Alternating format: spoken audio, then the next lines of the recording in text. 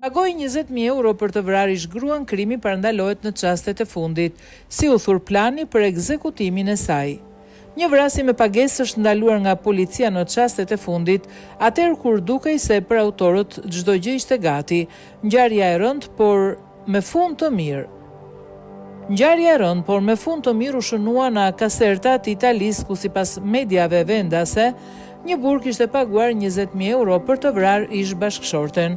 Ai kishte thurur planin me detaje duke i mundësuar vrasësit me pagesë çdo informacion për ish-gruan, madje edhe çelsat e shtëpisë së saj. Fillimisht gruaja do të rëmbej dhe më pas do të ekzekutohej në një vend të izoluar.